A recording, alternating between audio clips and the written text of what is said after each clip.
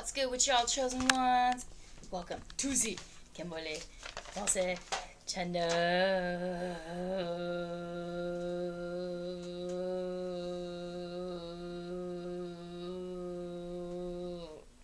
Where we talk about awesome things literally all the time. It is just a little bit afternoon on a Friday, the 8th, August 8th. So I hope you is kicking booty, kicking arse, and that, you're like not letting anyone get the best of you, because life's too short for that. But this message is about actually how to reduce stress and sometimes, like, I'm just gonna say the word trauma, that can, like, even just saying that word sometimes can, like, think of unpleasant memories. And this idea just came to me when I was chilling this morning, and I, like, immediately wanted to go home and write about it. But I don't know, I feel like I kind of had, like, a breakthrough with one of my, like, traumas, or like, I did. And it's about, like, reassociating things. So the title of today's message is Formula for Breaking Trauma. Or actually, the title of today's message is How to Disarm a Trigger in Less Than 63 Seconds. So I figured that would be, like, eye-catching. And people, like, respond to numbers, I think, like, subconsciously. So the 3 extra seconds there is actually because we experience a trigger usually involuntarily. And this morning I had, like, a breakthrough, just, like, not thinking about motorcycles being, like, creepy men that are, like, being creepy. But also, like, I imagine, like, an elephant, like a big pink, like, elephant on the motorcycle, or, like, instead of a person or, like, a man, like, who's, like, looking at me with lust and, like, triggering my, like, cortisol and adrenaline levels, like, street harassment, like, basic misogyny, been happening since the day of time. Okay, yeah. That, like, I just imagine, like, a butterfly, or, like, a little flower petal going around, like, the center of a flower, and on top of the head. And so, like, ways to, like, change what you see, even though you're experiencing something that in the past has given you like, a hard time, or just, like, it puts your body into fight or flight mode. Another thing is, like, big strong trucks. Well, I don't know if they're strong, but I mean, like, big hefty trucks that go by. It's usually men who are driving those. Not all the time. It's not always harassment, but a lot of the time, most of the, like, street harassment is, like, it's very normalized. And so it's, like, that's something that I've just been, like, having to, like, get over. And, like men, like, I don't walk on the sidewalk, I walk on the street, because men always feel the need to say, hey mama, hey mama, like, they always have to say something, even though you say nothing to them. So I just like, gave up walking on the sidewalk, and now I walk on the street in between the cars and the traffic. And that way they at least can't, like, get my, like, personal energy, like, they're in a car, and if they want to honk, they, like, whatever. So that's also part of, like, what my breakthrough was. So, like, whatever causes you, like, trigger, like, whatever, if you think about it, the more you can identify your triggers, the more on top of your game you are in terms of mental health. Yeah, basically, like, men being creepy, street harassment, and, like, all that stuff. Like, that's what I, like, had a breakthrough on this morning, and then I, like, decided to go home right away and talk about it. Like, it can be even, like, sexual harassment can even be, like, a feeling of, like an attitude that, like, a man gives you while he's looking at your body and walking by. They don't necessarily have to say or do anything. It can be an emotion that is provoked, and that's why it's harassment, because you don't want to feel those feelings. You're just standing there on the sidewalk, like, trying to drink your coffee in the morning, etc. So it's, like, that's, like, something that I'm, like, working on. And, like, I'm like, okay, like, people in the subway who, like, give, like, creepy eye contact, and, like, men constantly looking underneath, like, women's skirts, and, like, going when we're going up the stairs, or like, it's all, like, subway, like, related. Like, I have a lot of trauma from transporting myself around to the city. So to be like, I'm gonna be stronger than that and everything like that, because we're meant to be living this life where we're prospering and we have hope in a future. And so, yeah, that's what I'm gonna start the message off with, and then share, like, an anecdote from a couple of books. Jeremiah 29:11. For I know the plans I have for you, plans to give you hope, plans to prosper you, to give you hope in a future, and not to harm you.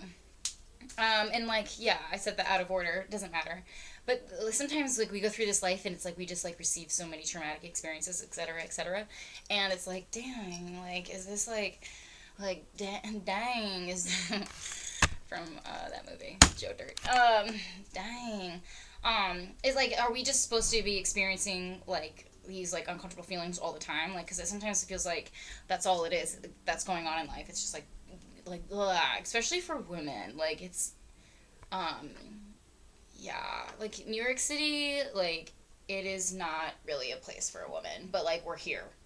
So if that gives you any idea of like how it feels to step outside your door, um, yeah, like, and it's just part of life, but we have to learn how to like reset ourselves. Um, and I'm like getting my throat chakra attacked. So, I rebuke that in Jesus' mighty name. But it's like, yeah, these things are usually like normalized because they're not talked about because women just go, well, or everyone just kind of goes, well, like that's just how it is. That's just the way it's gonna be. And it's like, but that doesn't make sexual harassment okay. You know, like a woman should be able to like not feel like she has to stay like, what's the word, like when someone stays inside like all the time, like they get a little stir crazy because like you don't want to like just feel like you're only like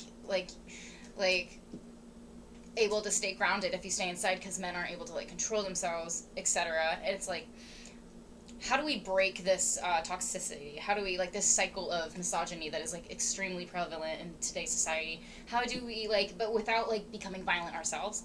Okay, well then they're like, listen up, because there is a formula. So I rebuke any attempts on my throat chakra in Jesus' mighty name. So it's like, this is what I was reading about in a book about parallel universes and parallel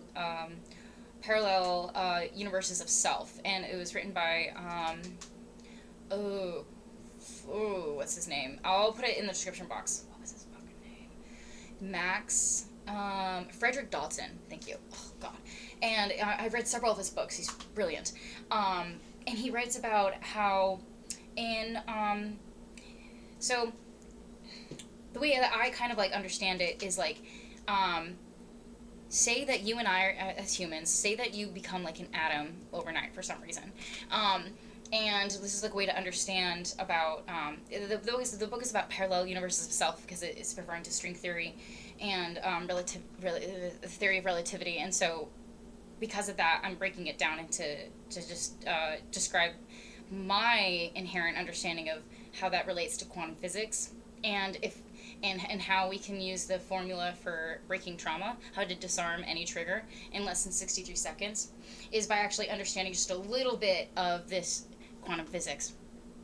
So how I understand it, it's like if you and I were to be turning into an atom overnight, for some reason, just for the sake of the theory and the argument here, we would have molecules that that are just like floating around, doing their thing, and then based off of the mere observation of others, even though you and I in that moment, like we're not humans, we're atoms, is still by the mere observation, oh my batteries died, by the mere observation of others, those molecules behavior changes just by the mere observation, the act of mere observation. So what does that tell you about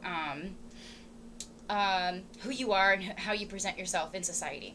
Well, it kind of made me also think about Carl Jung and Swiss guy, and he wrote about persona, and physicist, and the archetypes of the persona, and he has a book called Axion, and it breaks it all down. I've been meaning to buy it and read all of it, but it's like $300. I actually did find it online for free once, but I'm still working on reading that one. And basically, we have those archetypes of how we portray ourselves based off of who's watching, and that is what is like the ego. That is what is the persona, so forth and so on. And so, if we're not really aware of that, like then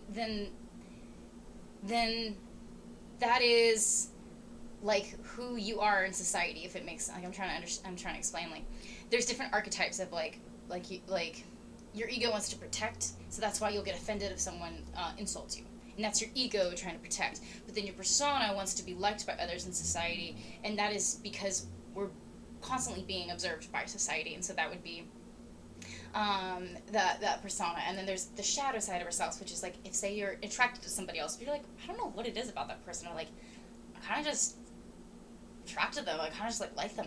Oftentimes you're attracted to their shadow, which is like the parts of yourself that you repress, that are like, not necessarily, but it is like the more toxic side, the more side that you would be ashamed of, or the side that you wouldn't necessarily bring up right away on like a first date or something. It's like the shadow side of stuff. So that can be kind of portrayed through somebody's mannerisms, their speech, like what they choose to say. It can be portrayed in their sense of humor. It can be portrayed in their style of clothing. The shadow side, it's like, what is it that you wouldn't want to, that you are actively repressing? Because in society we want to be liked, and we've had the history of needing to be liked in order to survive, at least to a certain extent. And so I was thinking about how the mere act of observation changes everything, right? And then basically getting back to like how there is a formula for breaking trauma and how to disarm any trigger in 63 seconds. And if you're still here and listening, you as a real one, thank you so much for hanging out, because I think it's helpful, and I appreciate your viewership very much. It's like, what I understand is because we are like the persona, we are the shadow, and we are the ego, all in one. Whenever we actively engage in something that like makes you feel better, and this is what was quoted in one of Frederick Dodson's books, The Parallel Universes of Self, is it's not necessarily what you do that makes you feel better. Say it's an activity that uplifts you, that feeds your soul, that feeds your spirit, your creative endeavors, or it's physically like uplifting, or you go to church and it's spiritually healing.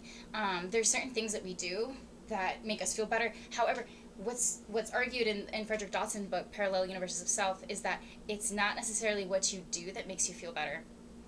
It's what you associate with it. And so I was thinking, oh shit, dude, this is the key, this is the formula for breaking any trauma or any trigger in a minute. Because if something is bothering you, you change, and you can't change like your environment or your circumstances, but you can change in your mind what you associate with it.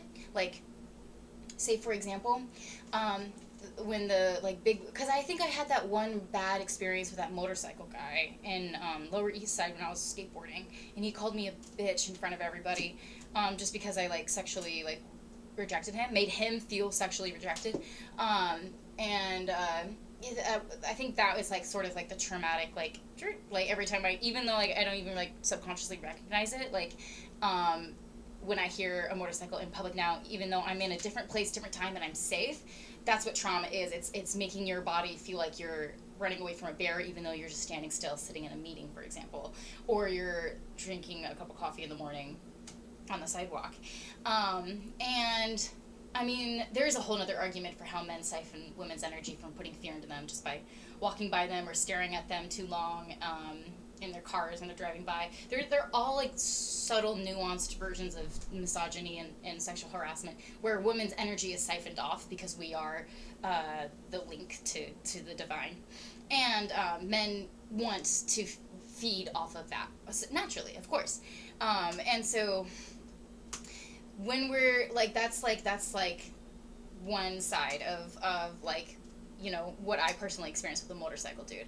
And so in my mind I was like, okay, sure, it's a guy on a motorcycle, but what if I imagined like a big pink elephant going by, and like it's not a person, it's just like a big cartoon character, like an elephant. I kind of like something like this.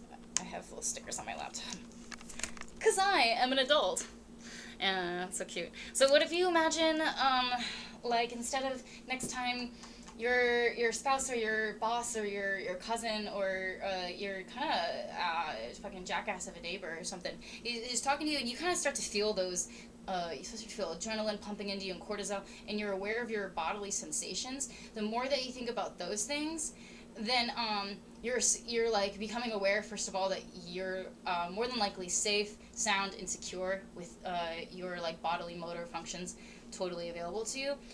Then from that point on, begin to identify new associations with what you're experiencing, so that every time that you like eventually dissipate this trigger, or this trigger over time, it's because you're not associating what's happening with what is actually happening, but you're creating new associations with it. This will eventually like totally dissipate, and like it'll naturally annihilate the trigger, because you're not thinking of like, oh, that big scary thing that happened to me that one time, and this reminds me of a lot of that experience. And your body, like we are human, and like those emotions and those chemicals in our bodies are running for a reason. It's for survival. But once you begin to be like, oh no, it's just like a new association, like say for example your sister kind of talking back to you, or your parent, for any younger kids that watch, like your parents telling you to do your chore when you're on your way out and you just did like your cute outfit, or your friends are waiting on you. You're like, I don't have time for chores, and they're like, do the chore, and you're like, okay, like I need allowance for like lunch money this week, or whatever it is that like feels like it's like oppressing your freedom or your comfort. That's more than likely like a trigger, and it could come from an array of life experiences. And that's why the first thing I included was Jeremiah 29:11, because God doesn't want you to feel negative feelings like like in an abhorrent way that trauma can kind of like induce that, right? So like he has a plan for you to prosper you and not to harm you, to give you plans and a hope and a future, bruh.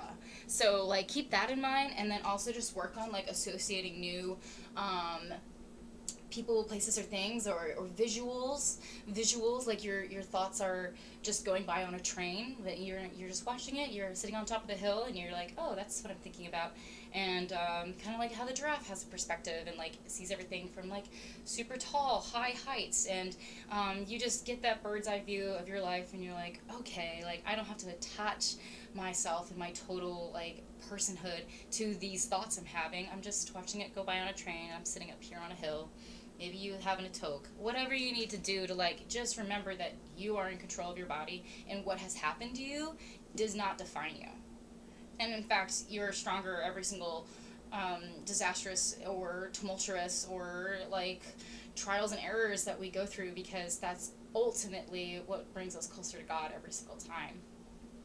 Every single time. And then the trigger will just eventually dissipate, because you're no longer experiencing the experience when you have a trigger, because that's what's happening when you have a trigger. You're experiencing the experience all over again, even though you're not there in that person, with that person, or that time, or that place. And that's why they say it's like a bear chasing you, but you're just sitting still and you're just like experiencing a whole flashback. So the way you can disarm that in a trigger in 63 seconds, is by finding new visual like associations, or it could be like touch, or it could be like a smell, anything that includes the senses, but create new associations with that. And then over time, what your body will begin to adjust to feeling those new sensations, and not the negative associations from a traumatic experience. I hope this helps. I love you guys so much. I'll see you on the next vid. Peace out.